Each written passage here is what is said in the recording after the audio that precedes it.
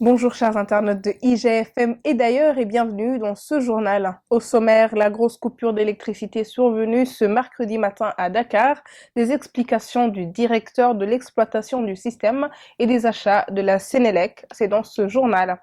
Et puis la Guinée qui réouvre enfin sa frontière avec le Sénégal à compter de ce mercredi. À l'international, Paris a décidé de durcir les conditions d'obtention des visas à l'égard de 3 pays du Maghreb. Tout de suite, les détails.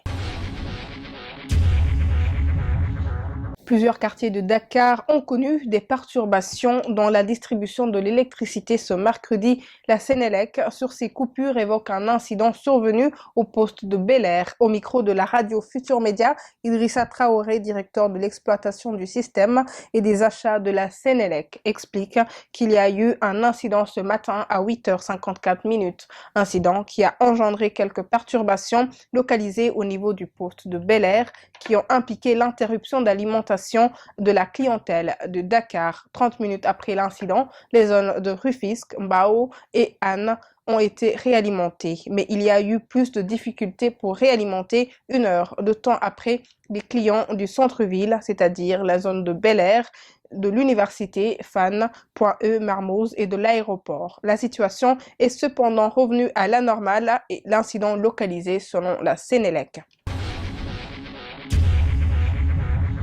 La Guinée a officiellement décidé de réouvrir ses frontières avec le Sénégal. La décision a été actée par le Comité national du rassemblement et du développement dans un communiqué relatif à la situation sécuritaire et sanitaire au niveau des frontières terrestres et vu le rapport fourni par les acteurs concernés dans la région de Labé et de Boké, le président du CNRD a décidé la réouverture de la frontière guinéo-sénégalaise à compter de ce mercredi 29 septembre 2021.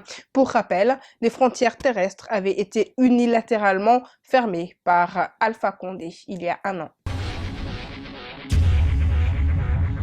Toujours dans une tendance baissière, le point du jour de la pandémie Covid-19 au Sénégal. Sur 1399 tests réalisés, 7 sont revenus positifs ce mercredi 29 septembre 2021. Il s'agit de 0 cas contact et de 7 cas communautaires.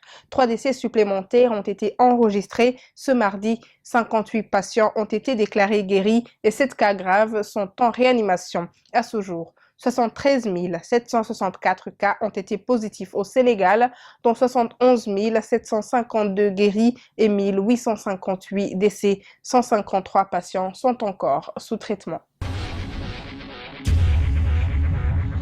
À l'international, la Russie qui a enregistré ce mardi un nouveau record de décès quotidiens dû à la Covid-19, la vaccination restant laborieuse et les mesures de confinement absentes malgré la vague du variant Delta qui frappe le pays depuis juin. Lors des dernières 24 heures, 852 personnes atteintes du coronavirus sont mortes selon le bilan publié quotidiennement par le gouvernement. Le précédent record de 828 décès avait été établi le 24 septembre dernier. Le nombre de nouveaux cas quotidiens tourne autour de 20 000 depuis près de 2 semaines. Et ce mardi, il a atteint 21 599. Toujours à l'international, Paris qui a décidé de durcir les conditions d'obtention des visas à l'égard de 3 pays du Maghreb.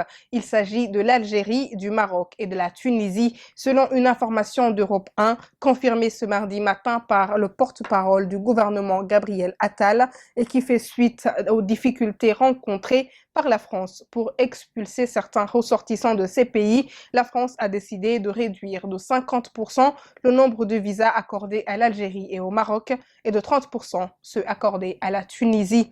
Après avoir tenté la diplomatie puis les menaces, l'exécutif est finalement passé aux sanctions en cause le faible nombre de ressortissants algériens, marocains et tunisiens qui sont effectivement reconduits dans leur pays après une obligation de quitter la France. Merci chers internautes d'avoir suivi ce journal. On se retrouve demain sur www.igfm.sn.